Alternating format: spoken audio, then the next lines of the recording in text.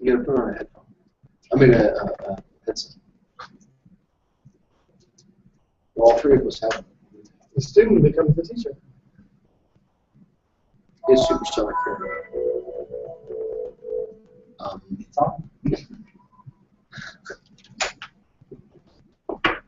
Alright, so we should actually be live on Google Plus. So it should be live on sportsmedicinebroadcast.com. So if you just happen to be watching, we're live, but I'm still waiting on some stuff to load. Come on, come on.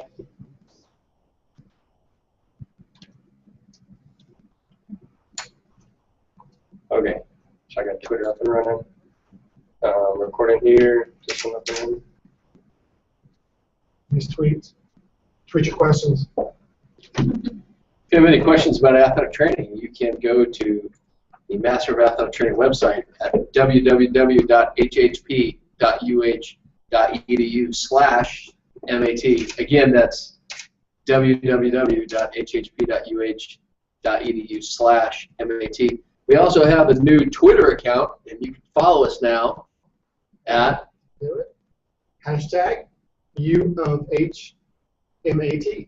Again, that is hashtag UofHMAT.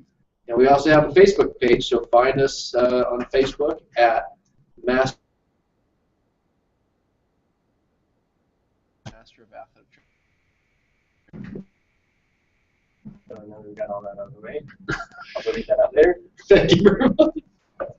Alright, so we're recording here, we're good.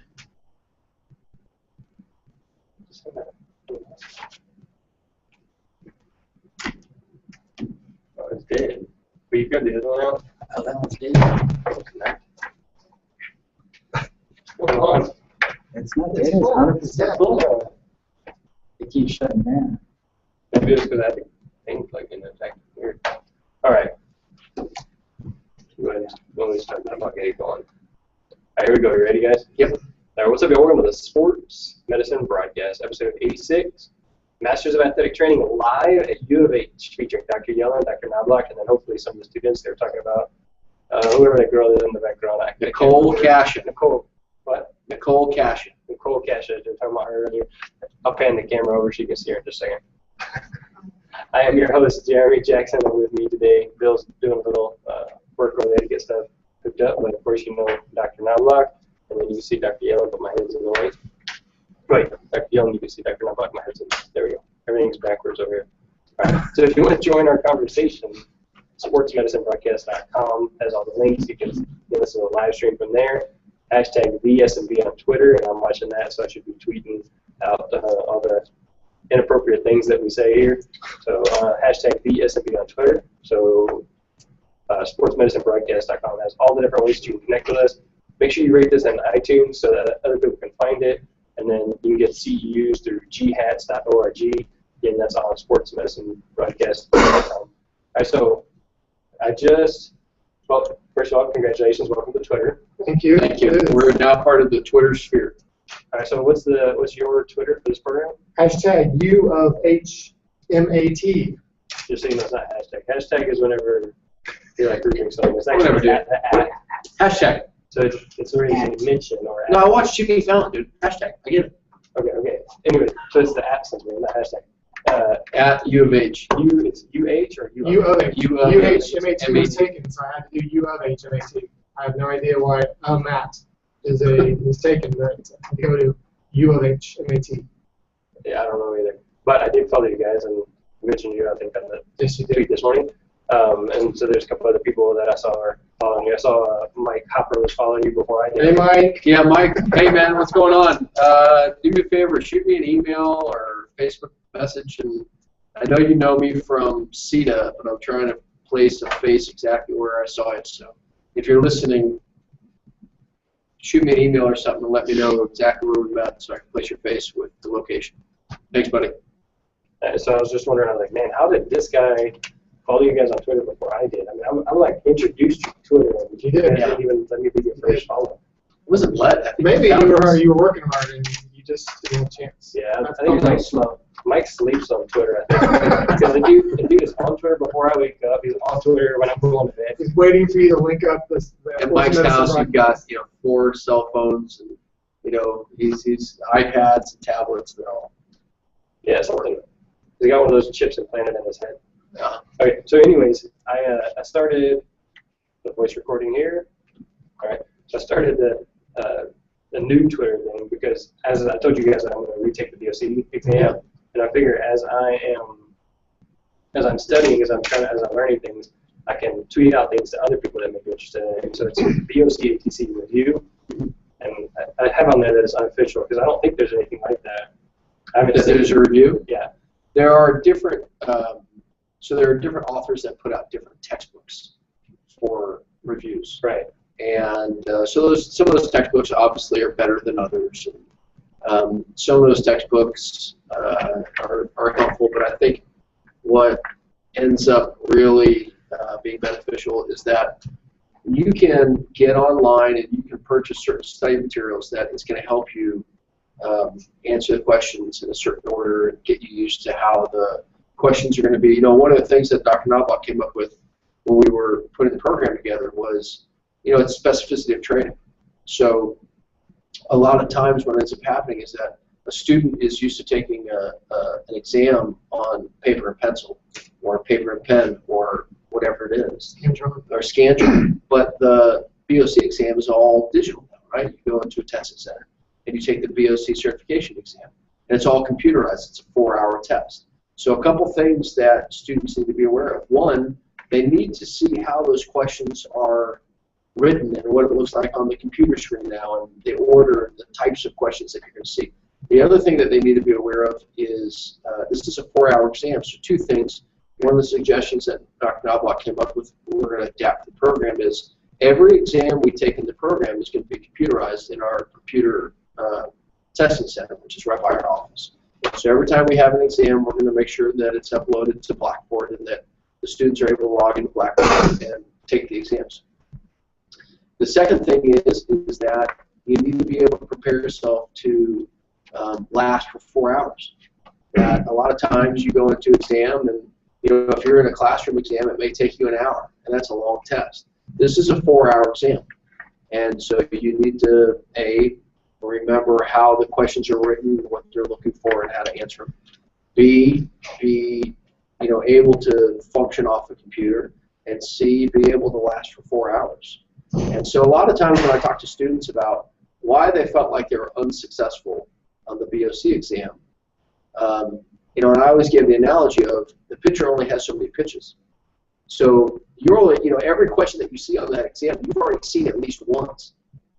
Hopefully, if you're coming from a good program, and that your faculty has prepared you to take the boards. Why do students do poorly on the boards? Well, they didn't understand the format. They didn't understand how that exam is put together, and they're not prepared to last for 4 hours.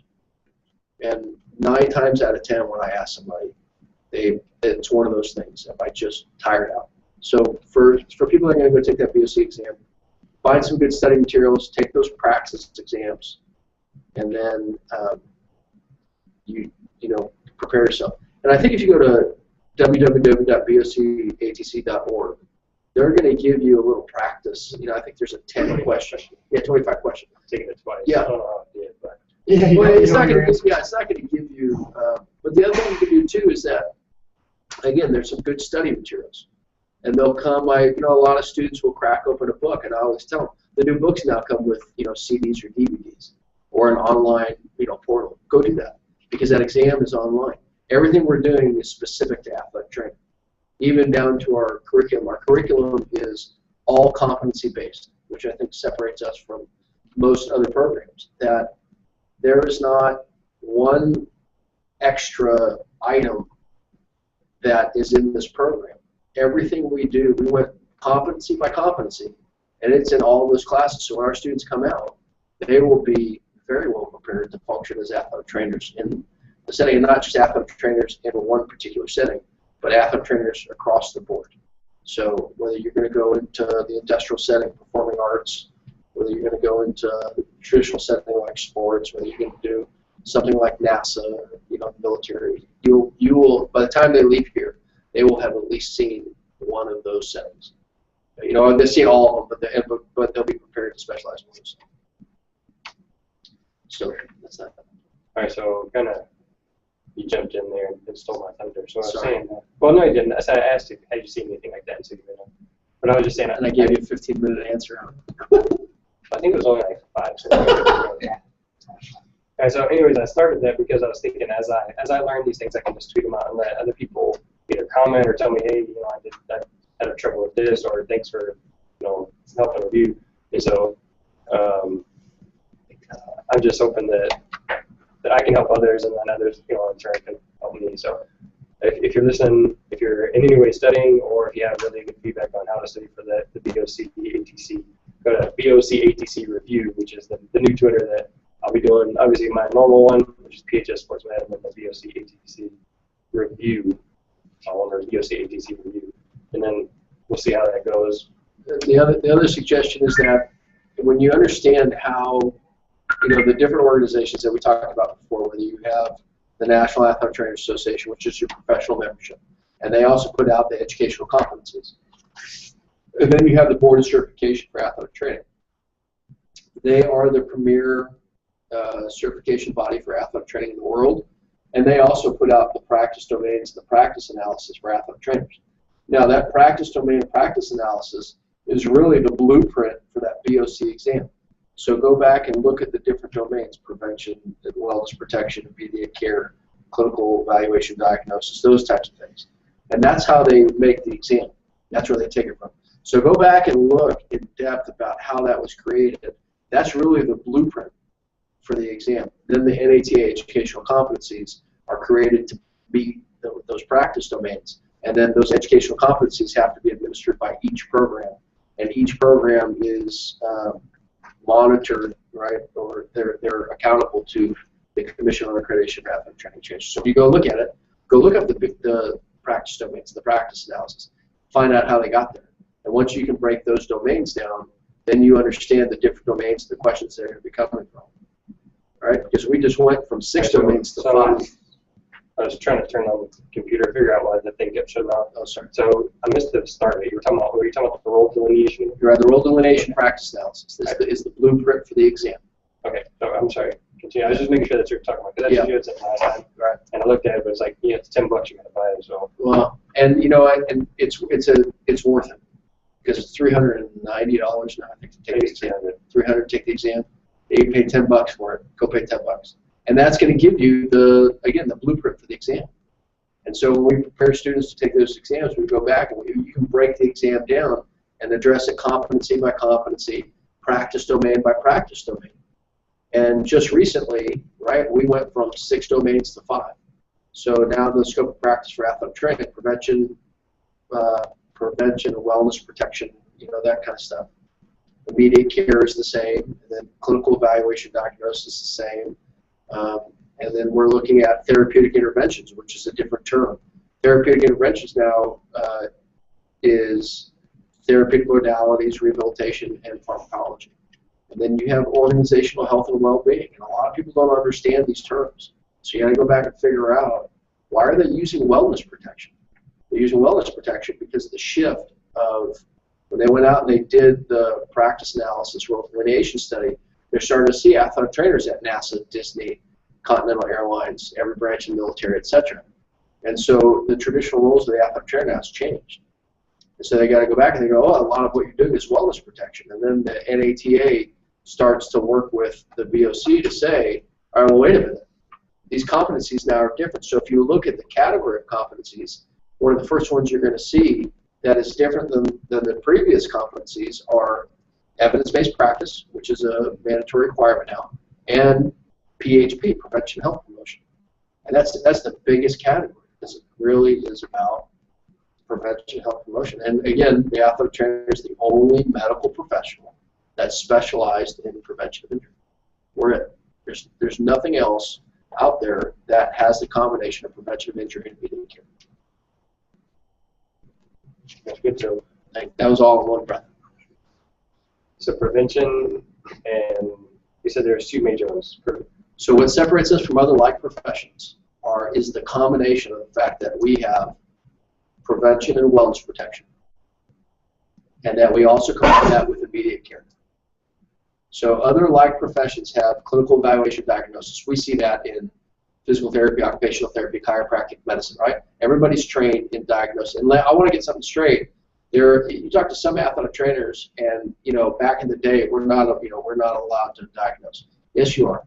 That is now part of your scope of practice. The American Medical Association has recognized us as the ability to diagnose injuries. So to use that word and said, okay, whereas when I was going through school, no, you're not a physician, you don't diagnose. No, we do diagnose. We've been found to have the right education to do so.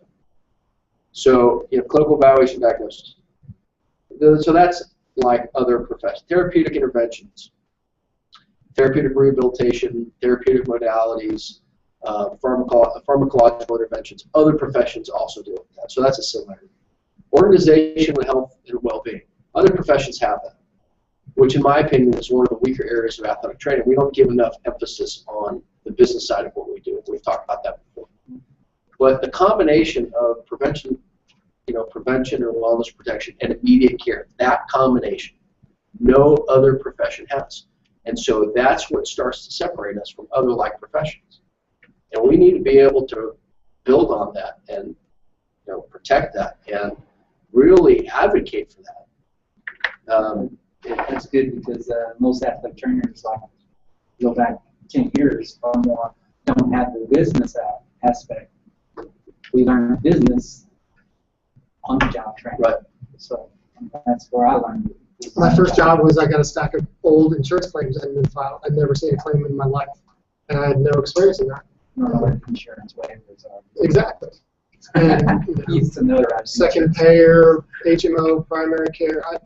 I mean, they were past due. So parents were calling me. I mean, it's exactly right. I never had any training in that. And you're right. There's the business side of it. You're saying turn it towards him. Sorry. He's not as loud as you are, so. Speak up. This is the administrative. My last the name. Administrative guru. I mean, if you want to talk physiology or research or something, I'll turn into him. But when you're talking NATA competencies and Katie and all that, he can run the show. That's my area. That's my life.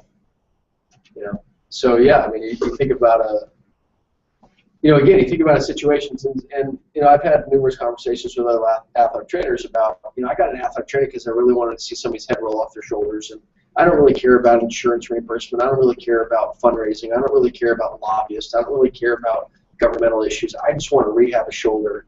I want to, be able to properly diagnose a concussion, all those other things. Yeah, man, that's awesome. But how do you think we get access to all these other things? And that, we need to be involved in governmental affairs. And every time that you have a situation like this, the sports medicine broadcast, and you have athletic trainers, my students, they're slowly learning. They've been now, this is our third day together, these graduate students in athletic training. And, we've probably taken 50 pictures already. And the reason why is because I'm a big believer in advertising what it is that we're doing. And I'll post this on my personal Facebook page. I'll post this on the MAT program page, on the Twitter page, on the MAT program Facebook page. HHP page, class. Yeah, everything. And the reason why is because I want people to see what it is that we're doing, what is the training of an athletic trainer. And I've also been known to bombard the NATA news with pictures saying, look at what we're doing in District 6. Look what's happening here. And so that's all part of marketing and promotion. And, it's part of the culture in athletic training where, I've always said the best athletic trainer is the one you don't see, right? Because that means they've done a good amount of work on the prevention side. They've eliminated most injuries, and that's a really good clinician. But now it's a matter of marketing and promotion, being able to create buy-in of your stakeholders. Who are your stakeholders? Your physicians, your universities, your hospitals, your private industry. And to be able to get out there and promote and say, look, this is what I can do. For instance, that document, and I forget exactly where, but it's on the NATA website. For every dollar invested in an athletic trainer, you're getting a $7 return on investment. That is a huge amount of return on your investment. And when you're talking about the economy and going to private business, and you say that to them, listen, you give me $100, I'm going to give you $700 back in savings. and you're going to be more productive, and all these other things. Those are big numbers, and especially when you start to deal with organizations like Continental Airlines, the U.S. Marines, the U.S. Navy, NASA. Where you're not just dealing with a dollar. You're dealing with, you essentially, I'm going to save you 70 million, 700 million in terms of expenses, and that really starts to send the message on. And the other thing too is that we need to be able to speak up and advocate for our own profession. Really get out there. When somebody asks me, what is an athletic trainer? That definition that you see on the POC website, that you see on the NATA website, that you see that on our website at www.hhp.uh.edu/MAT, that's the definition I give them. That is the exact definition that they get. So I think we all need to do a better job of advocating about what we are, who we are, why we are doing it. And something to me, Dr. Yellen talks a lot about the NATA and the BMC. That's it. That's an understatement. Yeah, Dr. Yellen talks a lot. He's looking at the umbrella that covers what we do, but to me, I look at it from a little different angle. The school took a huge risk, and they created this program. So we could come along and we could teach our 13 graduate students and go, teach them the classes, meet all the competencies, meet standards, graduate them, and that's it. But what's important to me is that we let the school know that we're out. Let the school know what we're doing by advertising what we're doing in the community. We're meeting with, trying to get a preceptor set up in different settings. We want to try and get the big 4 sports in town. We're getting high schools. We're building a network. We're on Facebook. We're on Twitter. And now we're doing a sports medicine broadcast that is available to anybody around the country. To me, that's important as well, to show the school that there is a return on their investment, not only from, obviously we're putting out the 13 students. Hopefully we get a class of 20 next year and have ultimately a group 2 cohorts of 20 going through here. That's great, numbers-wise, and we're doing our job. But what I want to do is get it out and let the school let the school get the publicity out of it, let our program get the publicity out. So when we do things like, I sent an email to our students yesterday. I said, we've created Twitter, and I want you to send me any accomplishments that you get from now on. I mean, not just the MAT program. You get, you become an officer or whatever. But if you get an undergraduate paper published, I'm going to put that on Twitter because that goes out as a part of UH. All of the UH followers can then see what our students are accomplishing, besides just the generic, they become a certified athletic trainer. But I want to really try and get us get us out in the community. I mean, like I mentioned once, I want to get involved with GHATs and SWAT and that kind of thing, doing committee work as well. But really show that the school made the right choice in starting this program. We put out a good product. We get out in the community and do what needs to be done, and promote ourselves, promote school, promote the profession as well. And that's what we're trying to do along the lines of everything else that Dr. Yellen was talking about as well. So it's one of my personal goals is to really get the program involved in things, get involved in non-athletic training things, fundraisers, scholarship fundraisers, that kind of thing for other individuals, help out with research, that kind of stuff. So that's good because they get your kids involved, show them the community and the profession that your kids are doing more than they're not just, and that's actually, I'm going to talk about that when we're going to do a resume building thing. And one of the things is you can have this generic resume of I did the, I got certified, got a 4.0 GPA, whatever. But if you can compare that to what the employer wants, is somebody that was volunteering, they did all these different experiences, they went out, they did community work, they served on student councils or things like that. And that's what we're going to do actually next week, is trying exactly what you're talking about, showing that our students are not just doing what they're told to do, or just doing the minimum, which is passing their classes, getting their clinical rotations taken care of, being a good student, and that's it. But they're getting this tremendous resume built.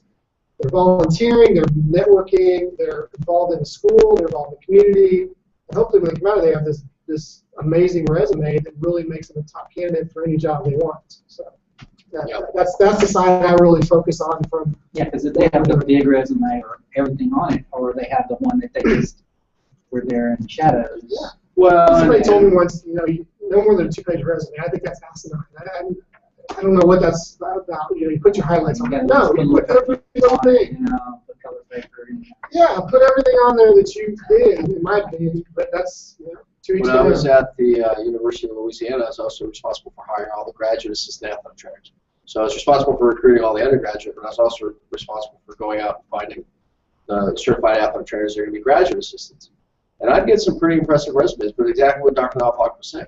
I get some impressive resumes of 4.0 students, and they passed their boards. Good job. I'm looking for those people. I'm looking for the leaders. I'm looking for the ones that said, yeah, I went and I got some more experience, and I volunteered here, and I volunteered there, and I made sure that I was out in the community, because that's really what the clinical practice is going to take. And then when you're an athletic trainer, I don't care if you're the athletic trainer at Disney. I don't care if you're the athletic trainer at Pasadena High School. I don't care whether you're the athletic trainer at University of Houston. I don't care whether you're with the Texans. You are doing a multifaceted job. And part of that job is proper communication and being able to get out and speak to people about what it is that you're doing and why you're doing it, right? And so the more experience these students have in doing that, getting out in public and being, face time with the public, the more comfortable they're going to be when they leave. And actually, he brings up a good point. Actually, 2 points. One, he reminded me is something we're working on is not just their athletic training skills, but their presentation ability. Can they talk to people? They're going to be talking to school boards, parent groups, whatever. So we're gonna look at judging them on their presentation. Are they professionally dressed? Do they talk to the group? Are they talking to the screen? Are their slides legible? So that's something else we want them on. But I was going to bring up is when I was talking about just doing the minimum. You've been in your school. You said 34 years. Could you imagine if you get a resume that says I average 20 hours a week as my student as an MAT student in this case, and you're like, well, I got to hire this person. They're going to be working 60 hours a week. Do they really know what they're getting into? Versus somebody that's not only doing the rotation, but they're volunteering, and they still got it. They may not have a 4.0, they have a 3.6, but they're not sitting there all day studying because they're doing other stuff. And I think that's important to get across to the students is this is the ultimate scenario you're ever going to be in. Everything's right there in front of you. You're guided. You're told how long you have to work. And all that. When you get into the real job, you get somebody hurt after a football game. You may have to go to the hospital with them. You're there till 1 or 2 o'clock or however long. You got Saturday treatments and everything. So I think your situation is probably the penultimate of how hard you may have to work in a real job. And I want the students to, I'm not saying they have to do that here. They have to volunteer or else they're not a good student, volunteer for everything. But they have to be exposed to what's going to happen in the real world. But we also tell them, hey, you're pretty much almost guaranteed to get a job when you're done. You can't say that about all of the other graduating seniors or grad students in this coming from the school. But I want them to understand not only what they're getting into, but one of the things going back to what I was saying is one of the things we're going to do is they're going to take their dream job and they're going to go backwards in their resume. What do I need on my resume to get this dream job? So one person wants to work at high school. One person wants to work with female professional sports. What is it about you that's going to be different from these 7? You tell me, how many applicants do you have for an assistant trainer's job? Athletic trainer job? Would you say, Bill? How many applicants do you have for if you open an assistant's job? How many applicants would you get? Would you say? It just depends on the situation. It could be anywhere from a handful to maybe 10. So 10. So you're going to get 10 resumes, and what separates? It's an easy way to separate. If you look at the ones that have the minimums, you set them aside. What are the ones? Right. And that's what I want to try and build. It also has to do with the job itself, what people are qualified to do. Now, if you're at one of these schools that they have to teach, and of course, obviously, the teaching certificate. The teaching certificate has to come into play. Mm-hmm. In some of our schools, they still have to have some sort of a teaching because they have to have sports medicine. They have that certificate to teach. Now, let me ask you a question. Hey, real quick, this is Nicole, right? Nicole. Bill, lean back a little bit. Yeah. Nicole, you're going to get in here in a second. There you go. So Nicole, we can see in the camera now. I just wanted to throw that out there. Can you hear me? No, you get to come over here, Nicole, and grab a chair. Look at this guy. It's like, now, let me tell you what you need to do. Get over here. Are you gonna Come over here. I want you to talk clearly. What's that? She can have mine if you want. Here. Don't choke yourself. Sorry, Jackie Allen is no longer available. He's They were working on strangled himself. So this is Nicole Cashin, one of our masters. This is Nicole Cashin. Nicole, is the microphone on here? Yeah, I can hear it. I'm living out one of my bucket lists. Like I'm an interviewer at ESPN. So Nicole, what was it like when you took that winning shot? Nicole, tell us a little about swish. That's what it was like. Tell us a little bit about you, about your degree, where you came from, and why you're here. The program, what you want to accomplish as a student. Give everybody a little idea of the kind of quality of student that we expect here in the program. Okay, so my name is Nicole Pasha. I recently graduated from the University of Houston. Go Cougs. And yeah, go Cougs. I had initially gone to Dr. Yellen for my PT resume. And when I walked in his office, I asked him, hey, can you help me out? And he was like, no, you don't want to do PT. I'm like, no. And he was like, you want an AT. So he immediately showed me this PowerPoint presentation that he put together, and it automatically got my attention because I did want to go into sports medicine with physical therapy. But he made me realize that why not just jump in it right away and go in and start working with athletes or all the activity that I wanted to do in PT, I can get through AT, if not more. So I was very excited about that, and I applied. It's been great since. But as far as The last 3 days. it's only been 3 days, and I'm It's excited. been great except for the last 3 days. Well, we've already done a lot in the past 3 days. We have they've definitely both Dr. Knobloch and Dr. Yellen. They work well off of each other, and they feed off each other very well. And they're definitely helping all of us kind of gain confidence with what we're doing and what we're going to do and what we want to do. So great teachers, and I look forward to what comes more with the program. We just took part of our CPR first aid, and that was exciting. He makes it fun. Dr. Yellen makes it fun, and kind of always keeps you interested. He finds a way to All right, so let me jump in right keep you there. involved. Did y'all use bullhorns or anything? Has there been any real excitement with this VR yet? We used We used some BGs and Yeah. some We had clean. So right, the cadence to compressions is Staying the Alive? same cadence as Staying Alive by the Bee Gees and Another One Bites the Dust by Queen. That's the one I tell people. Like, Yeah, it's not a good one to be. which I think is hysterical because they're really, exact opposites, like Staying Alive and Another One Bites the Dust. And so we went through the CPR training today through the American Heart Association healthcare provider, and they did the video and they did the skills and they took the written exam. And then afterwards, I wanted to show them, just some things that they can remember. And I saw this teaching technique a few years ago in teaching the class, where one of the instructors, CPR instructors, pulled up the Bee Gees, Staying Alive. And, you have that song in your head and you start clapping a little bit, and that's the cadence that you're going to do the compressions to. And then I also saw another instructor do it to Another One Bites the Dust. So I thought, well, I'm going to use both. And so, Like at the same time. well, I played one, right, BG Staying Alive, and we clapped, and they got to do the cadence to that, and then we switched, and then we did Another One Bites the Dust by Queen, and they clapped, and they did the cadence to that. And I think those types of scenarios and techniques, they're always going to remember that. They're always going to remember that. They may not remember everything that they learned that day, all the different changes in CPR where it was, airway, breathing, circulation, now it's circulation, airway, and breathing. And the different changes of, for an adult, it's really 30 to 2 for both 1 and 2 respirator, but for kids and, kids and infants, it's 15 to 2. If you're a 2-person respirator, it's still 30 to 2. All these different, things you have to remember. It's really hard, but they're always going to remember those types of things. So yesterday was the last day that I had my sports medicine kids, ones that you guys have met. And I wanted to make sure that they practiced CPR before they left. So we did the whole thing, conscious choking,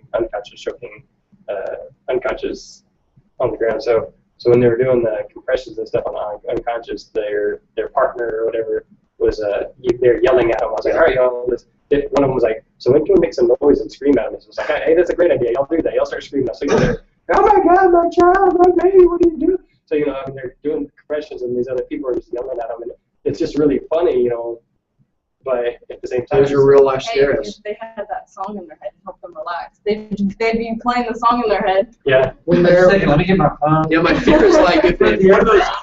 I've used that technique now for a while. My fear is like one of the students is going to be like, "I'd love to help you, but I need you to YouTube another one bites the dust by Queen."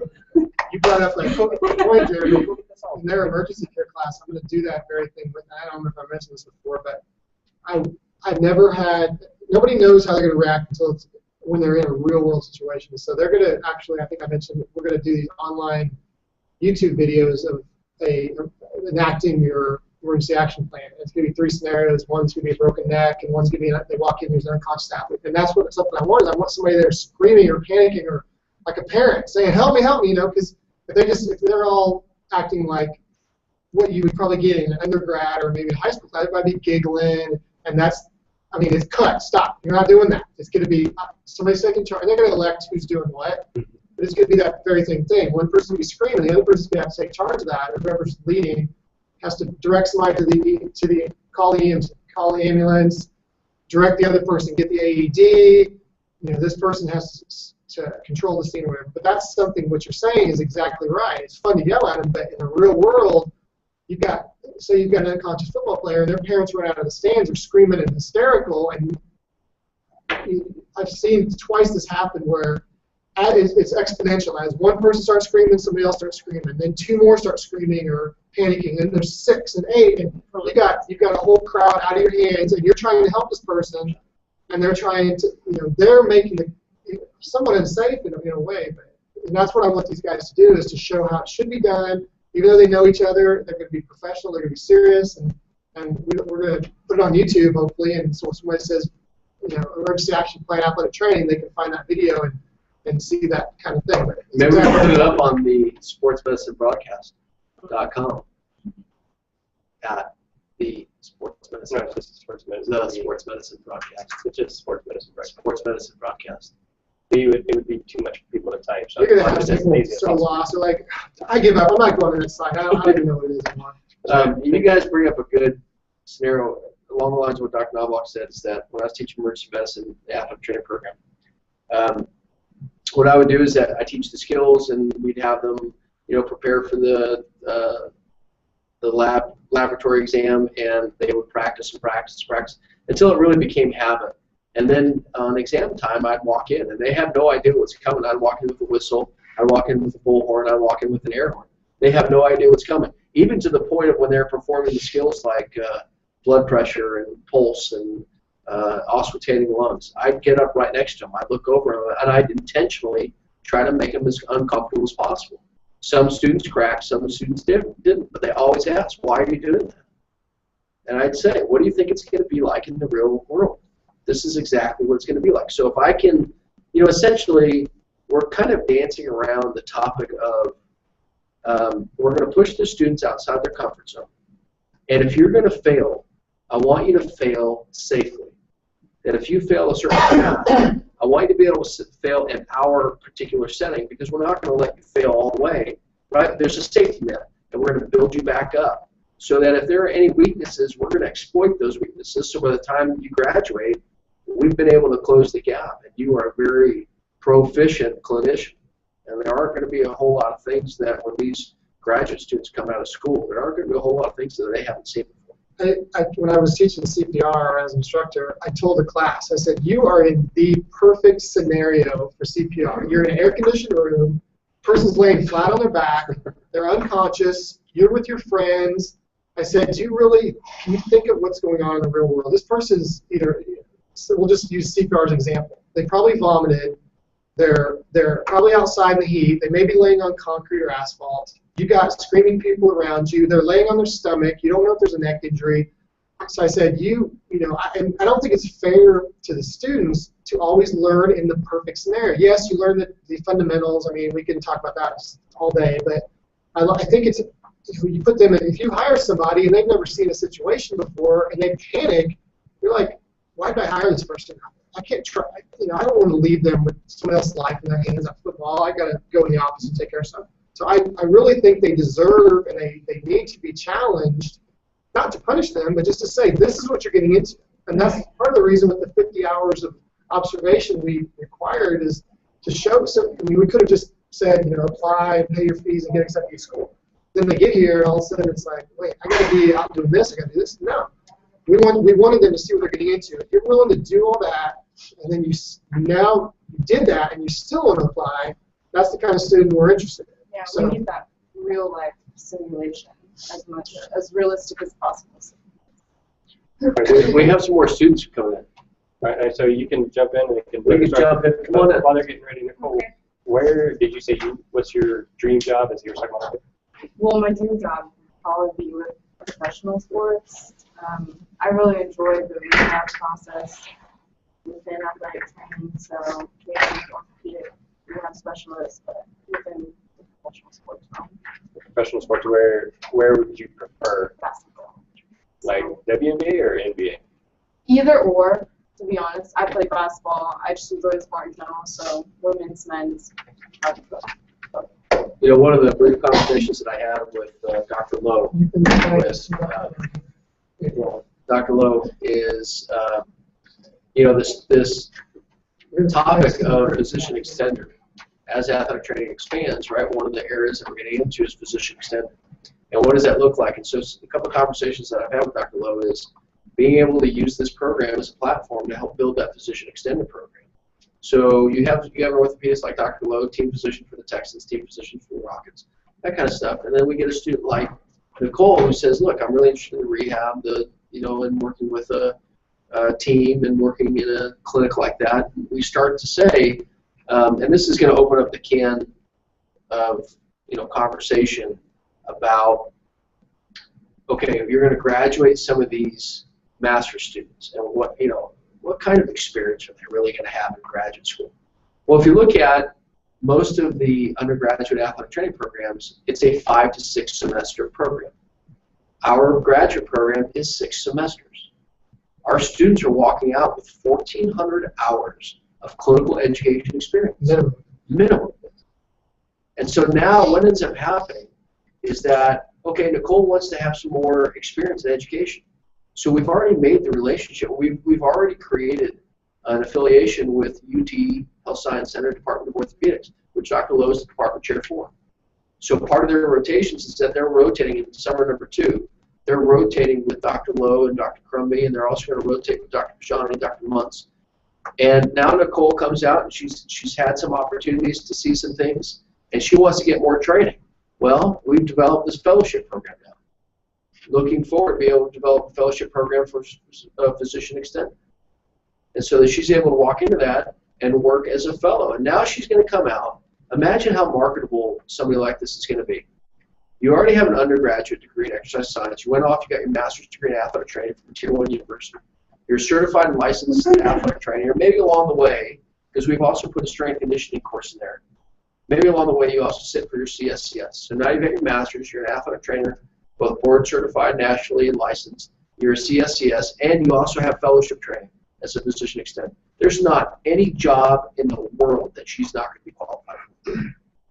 So that's really the kind of I guess emphasis that we're placing on on this education. The other thing too is that Dr. Knobloch and I realize this is a once-in-a-lifetime opportunity. We're at a Tier 1 university.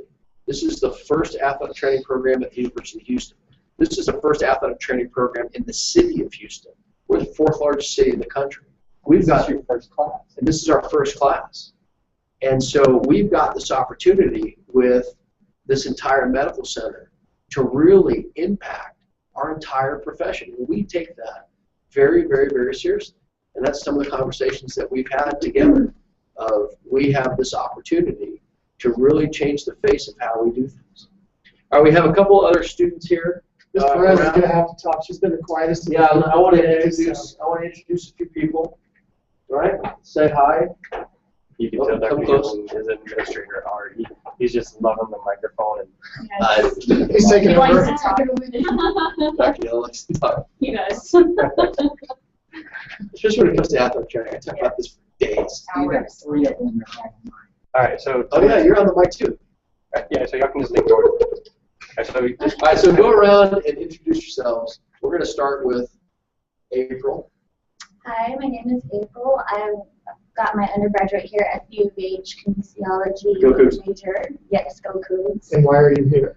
It kind of just fell into my lap. I originally wanted to be a nursing student, and I graduated right when the program was supposed to begin. So I decided to apply for the program, and luckily I got in. And passed your drug test. Yeah. Yeah, Some people criminal right now. background. Criminal background. Yeah, the drug test didn't bother us, but the criminal background we weren't sure. And so, what do you think you want to do to graduate from this program? Hopefully working for a professional team. And what sport? Basketball or football. So the Texans or the Rockets. All right. Staying here at home. So Jeff Kaplan and Roldan Ramirez, yeah, PT guy. yeah, Ramirez is out there, and we're gonna have to contact the. So what's interesting is they say that, and it instantly becomes the pressure's on Dr. Yellen. We need to get them, like I was saying, what can their resumes get on, or what can be on their resumes to get them those jobs? That's on us. So they have to do the work, and they have to get good grades, and they have to get the degree. But what are we doing on our side to get them the experience that will make them a viable candidate? And that's, to me, that's tremendously important. So you hear a lot of this professional, and the Dodgers are the perfect example. A female athletic trainer being a head trainer for a professional sport. Introduce yourself. Hello, my name is Latasha Harrison. I But graduated. your friends know you as. They know me as Tasha. I rarely answer to Latasha. But I went to University of Houston and Go Cougs. graduated with exercise science minor in health. And I'm interested in athletic training because at first I was looking into physical therapy. And I just enjoy sports so much that I got introduced to athletic training. And one of the athletic trainers here told me about the program. Awesome. Well, what do you think you want to do when you graduate this program? I wouldn't mind clinical setting, so in a hospital with rehab, and along with that, maybe work with a team. And then later on, get a facility on one. Entrepreneurial skills. I love it. All right, let's go across the table. Make money. That's it. MC Dr. I got- Yellen. I got my mind on my money and my money on my mind. Go ahead. My name is Sarah Strickland. I graduated from Texas A&M University with a degree in sport management, and then I came here a couple years ago and pursued a master's in motor behavior, which I'm in the middle of, and now I'm here in the athletic training department at UofH. Go Cougs. Yeah, So you're there it is. involved in 2 master's programs at one time. I am in 2 master's programs at one time. I'm 6 credits shy of my first master's degree, so I had to put it on hold to get the prereqs for this, and I plan on finishing them both by May 2016. That's outstanding. And I mentioned Sarah goes on. One of the conversations that Dr. Knobloch and I have had is, once we get this program stabilized and accredited through Katie, moving forward and looking forward to be able to create a PhD program here at the University of Houston in sports medicine in our department, and to be able to prepare those PhD students, take these master's degree students that are now qualified and identify the ones that want to continue on in the research, the ones that want to continue on in teaching, and develop a PhD program that is really geared towards what the future of the profession is doing. So have them teach an accredited athletic training program. Have them be able to conduct relevant clinical research. Have them be a part of these different committees, whether that's at the university or at the state or district or national level. Have them also, engage in clinical practice. Have them constantly be involved. So when they come out of this PhD program, that they are specifically prepared to walk in and be able to contribute to the profession. All right.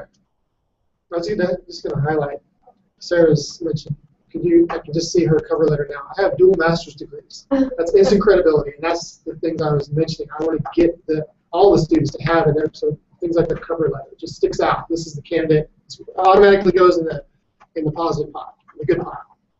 And I really want to be one of just very few head athletic female trainers for a Major League Baseball team.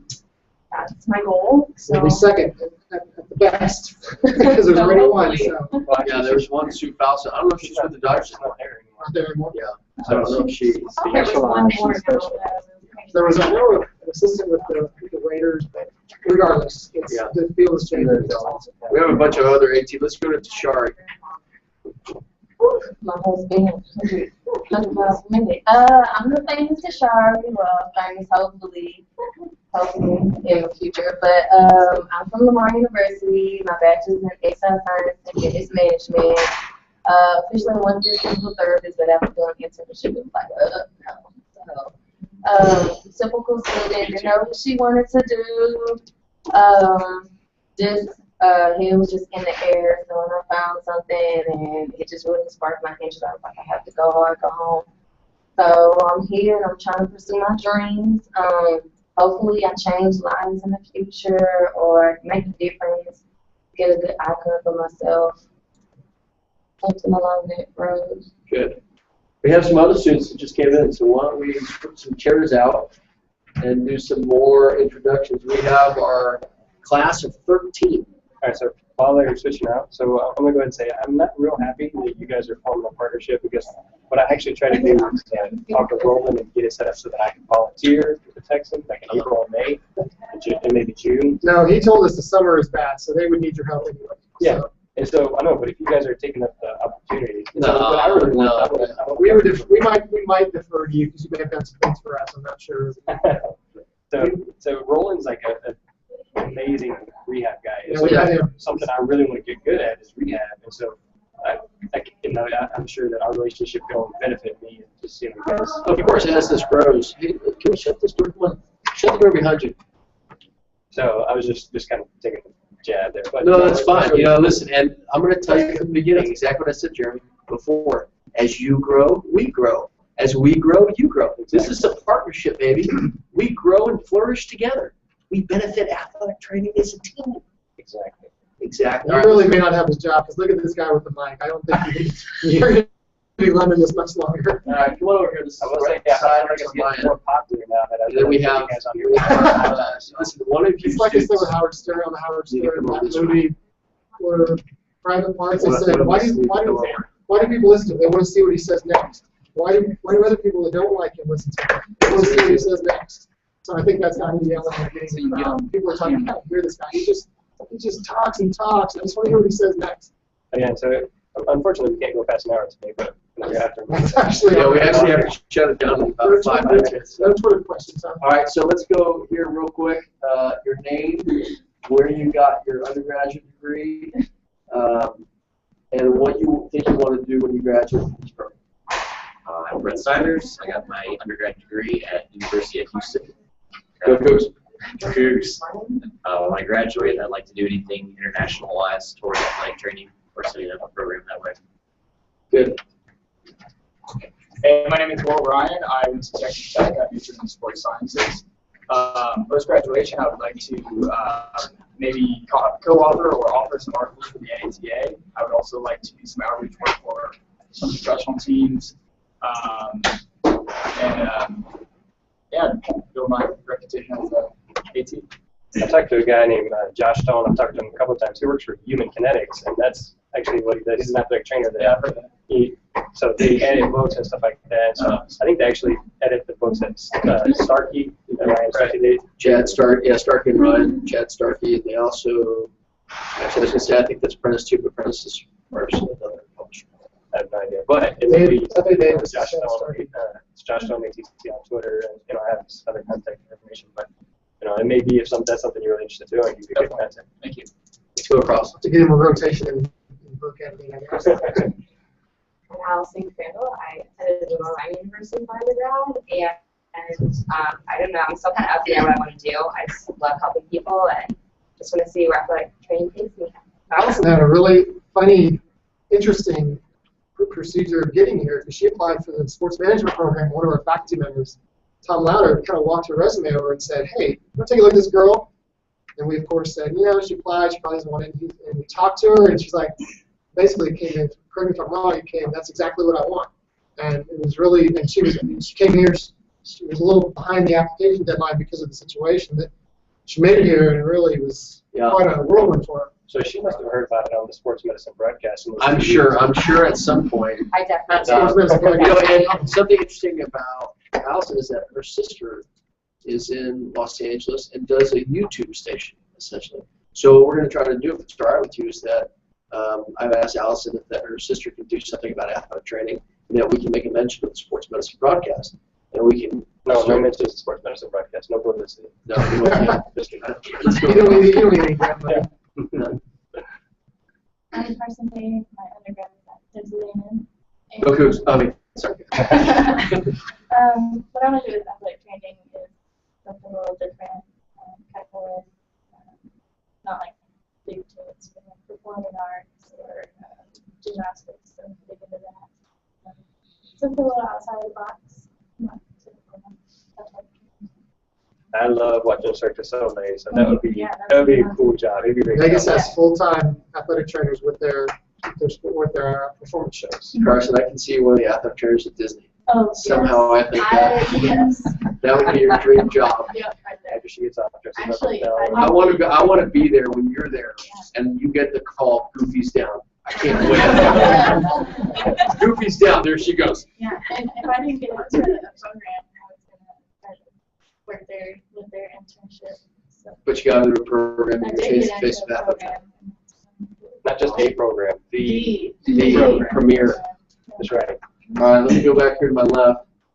Your name, where you got your degree, and what you want to do in graduate program. I'm Samantha Gonzalez. I went to Texas A&M University. Go Cougs. Oh. And I want to work with college or professional athletes. I had a little bit of experience at A&M doing student athletic training. See where it goes. All right, let's go to your left. Matt Barnes, I graduated from McMurray University. Go Cougs. What I want to do after this is possibly get on with a college or professional football team. That's the ultimate goal. Now, something really interesting about Samantha and Matt is that they are both LATs. They already took their state license exam so they can practice the state of Texas. Does it McMurray in Louisiana? No, Abilene, Texas. Abilene, Texas. Way, yeah.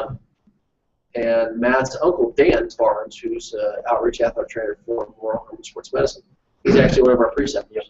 So we have some family connections in this program. And then we have Matt Coleman. Come on down here, man. He's one of the microphones here, and then I think we got to shut down after this, right? Yeah, that's fine.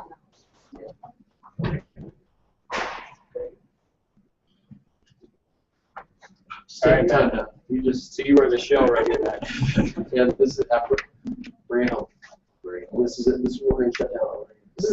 He's got a very white voice. He's got an awesome voice. Wait. I'm gonna have Brendan tweeting in here in a minute saying, just have him talk some more. Here you go. Your name, where you got your degree, what you got your degree in, and what you want to do with your graduate program. My room. I want you to do it. Your radio voice. Your radio voice. Oh, I have a radio voice. You don't work here, man. You don't really. All right, there we go. All right, I'm Matt Cole. I went to Lamar University. Got my degree in exercise science. Fitness management. I'm done with the program here at UofH. I want to do high school athletic training. Nice. Yeah, it reminds me of the show. Remember Santa Claus used to have, the show The Ladies Man, where it was like he was a radio host, and he had a voice like that. All right, so this is the 13 Master of Athletic Training students, the inaugural class. 13 graduate students. We just took a bunch of pictures today, so we should have them all up on the website pretty soon at www.hhp.uh.edu. You can follow us or /MAT. Let me do it all over again. www.hhp.uh.edu/MAT. Under news and events, and we're also going to set them up. They took individual headshots, set them up on people. When you log on to that website, if you want to see everything that the program is doing, just follow the news and events. We have a Facebook page. Look us up at University of Houston Master of Athletic Training Program. And we just set up a new Twitter account, and it's at UofHMAT. Yeah, so if anybody's following on Twitter, I think every single time I've tweeted with #TSUB, I used at UofHMAT. So hopefully, more people will be able to see us soon since it just started yesterday. Right? Yesterday? Correct. Yeah. We started Monday. And you got 10 followers already. Nice. All right. Well, granted, about 6 of them are in here. But 6 of them are here. The 2 of them, one is my mom. their friends follow, and their friends follow will be, I tell the students now, the reason I sent that email yesterday was to get you to put accomplishments on there. It goes out to everybody that follows us. It gets your name. So when you apply for jobs, there's a very good chance somebody's going to say, I know that name. She's done this and this and this for UofH. So that's why we want to really use it as a promotional tool for our program, for our students. So Nice. it's hard to self-promote yourself, but you have to do it. You have to do it. You have to do it. All right, listen, before we sign off here, I want to get like a collective thank you and goodbye from all of you. Okay? And then at the end, Oh, yeah, you want to last one walk in. oh, yeah, Amber Jones. Come on, hurry up. Amber, come over here. Don't shake, no, just come on, hurry up. Come over. That's the worst thing. Right over here. Yeah. One of them said, on Monday we're doing all the introductions. Who doesn't like speaking in front of people? And who was it? It was Tasha. And she said, good, you go first. So name, where you got your degree, what degree you got, and what do you want to do when you graduate from spring? Okay, well, my name is Amber Jones. I graduated from Harvard University. It's in Dallas, like 5.5 hours away. I got my degree in athletic training, and I really want to be an athletic trainer for a professional team. Doesn't matter which one. Nice. Okay, so on the count of 3, I want all of you guys to harmonize and say goodbye. You guys ready? 1, 2, 3. Goodbye! Go Cougs! Go Cougs! Guys, I'm going to give you guys one spoiler. When y'all finish, get ready to take the CPR test, wear some earplugs. All right? Yeah. Just you'll find out later. All right. We know. All right, so you guys are going to hang out while I close it out? Yeah. All right. Well, that's pretty much the end of the show. They got to get back to teaching CPR. And my phone was just beeping like crazy, so it may have been people doing stuff on Twitter. I'm not really sure, but we got to close out anyways. So, again, this is Jeremy Jackson for the Sports Medicine Broadcast. We can find us almost every single Wednesday, and we're lucky enough to be able to come out here, even though our school's pretty much finished, and do it live here, which is actually a practice session. Maybe this is just a show, and next week's a practice session, right? For when we're doing what used to be called the Minute Maid Sports Medicine Update. So that's a really cool workshop that Memorial Herman puts on, and they're gracious enough to let us record all of the speakers and interview all the guests, or at least the ones that are available for interview. So we'll be using all that content on the Sports Medicine Broadcast as well. So again, CEUs are available if you're a member of GHAT, which is ghats.org. Again, for the sportsmedicinebroadcast.com, I am Jeremy Jackson, and with me today is the rest of the UofH Masters of Athletic Training Program, which is the first Masters of Athletic Training program at the University of Houston, in the city of Houston, and according to Dr. Yellen, the premier Masters of Athletic Training program. So I think, without much further ado, you guys want to say goodbye? Goodbye. We'll see you Monday. We'll see you on Monday, man. Thank you very much. That's a wrap. Bye. All right, so you guys can do what you gotta do. No, you guys can. It's just gonna take me a minute to shut it all down. Okay. I know the whole